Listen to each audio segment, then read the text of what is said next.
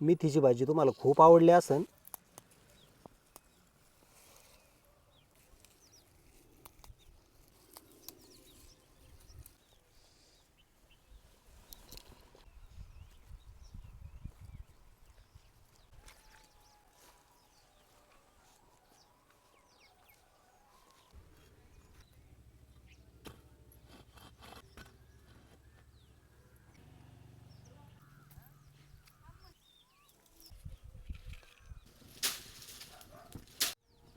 भाग्यश्री, मी मदत करू लागतो ना शेंगा फोडायला?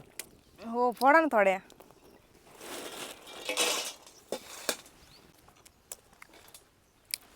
गूळ आणि शेंगदाणे खूपच छान बरं का शरीरासाठी. जर तुमच्या घरात लहान मुलांना थोडंसं रक्त कमी पडलं असेल, नेहमी आजारी पडत असतील, तर गूळ आणि शेंगदाणे नक्की द्या बरं का खाण्यासाठी त्यांना. आणि त्यातली त्यात असं हावरी पांढरे तीळ आपण मकर संक्रांतीला बनवतो बघा, तिळाचे लाडू. जर कधी शेंगदाणे, गूळ आणि हावरी जर खाल्ली तर हाडामधील कॅल्शियम दुप्पट वाढतं आणि शरीरामधील रक्त 3 पट वाढतं बरं का. एवढे तर खूप लाख मोलाचे फायदे आहेत त्याचे. आपण चूल पेटून घेतली.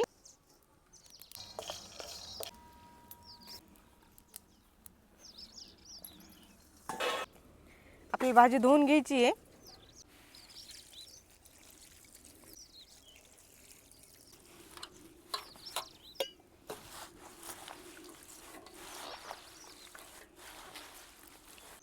आपण भाजीसाठी तेल टाकून घेऊ.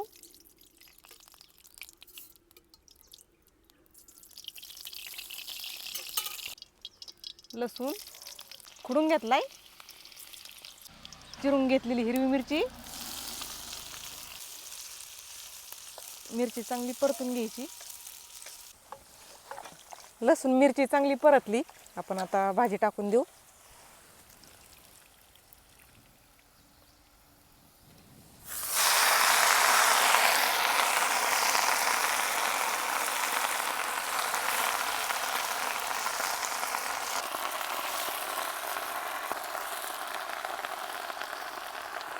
भाजी चांगली परतून घ्यायची. मुगाची डाळ घेतलेली भिजून.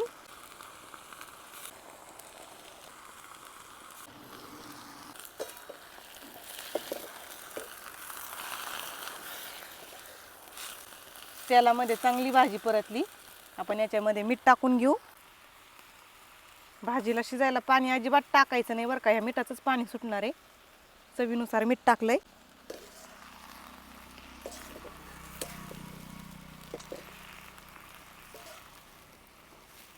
मंडळी, आम्ही जे भाजीला मीठ वापरतो ना ते सेंधा नमक वापरतो बरं का.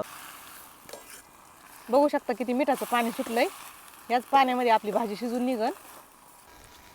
आपण आता भाजीसाठी शेंगदाणे लसूण कुटून घेऊ.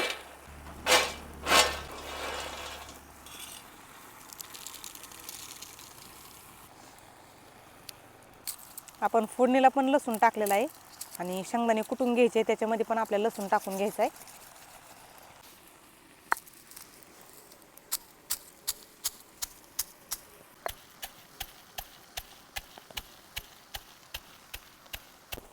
शेंगदाण्याचा कुटा आपल्याला जास्त बारीक नाही कुटून घ्यायचा, थोडा ठोसरच ठेवायचा, तेव्हा भाजी चवीला छान लागती. भाजी चांगली शिजली. थोडंसं पाणी राहिले ते पण आटून जाईल. आपण आता याच्यामध्ये शेंगदाण्याचा कूट घालून घेऊ. अशा पद्धतीने शेंगदाणे कुटून घेतले तर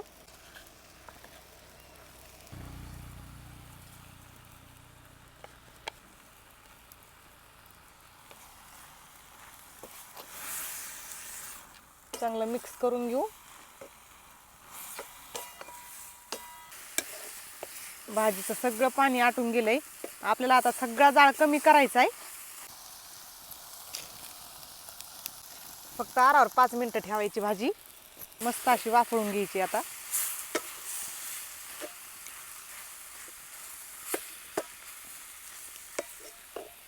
आपली भाजी तयार झाली खाण्यासाठी. आपण कढई खाली उतरून घेतली. तुम्ही घेते का आपल्या भाजीची चव? हो हो. मस्त गरम गरम भाजी आणि बाजरीची भाकर. धरा मंडळी, या जेवायला.